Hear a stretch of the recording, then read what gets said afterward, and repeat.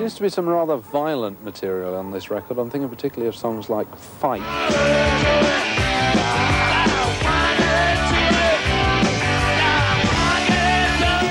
Yes, yeah, I mean, there always has been on Stones album. I mean, it's, I mean, the music lends itself to that. We've all, you know, I mean, from Street Fighting Man, you know.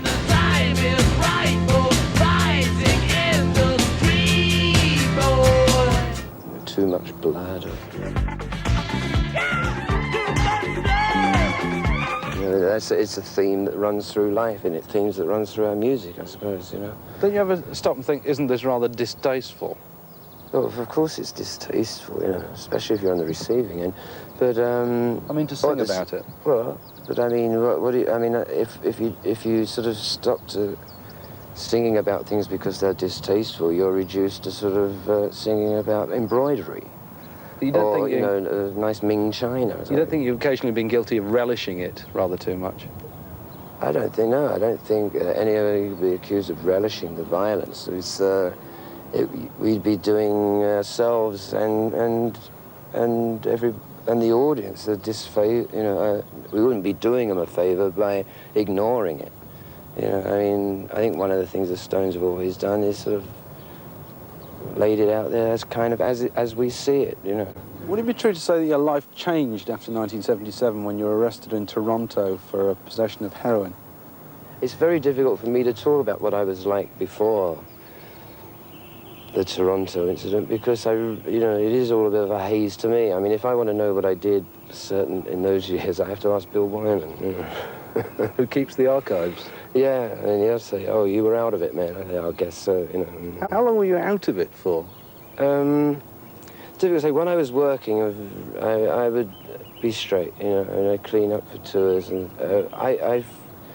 in retrospect, I guess the real problem I had was adrenaline, you know. I mean, I could never come down off of a tour, you know. I mean, I'd go home, everybody would disappear, and my body would be saying, "Where's the next gig?" You know, and then it would just keep on going, and what would happen is I'd eventually go back to the stuff again just to calm down, you know. And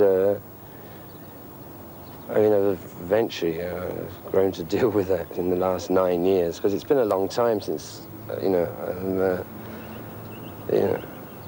it's been a long time since I got into that, and I sort of forget about it, you know, unless, I mean, I'm well aware that it all went on, but it's very different for me.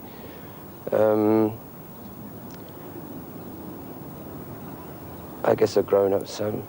What's your relationship like with the other Stones nowadays? When you all get together, does it just click straight away? Oh, yeah.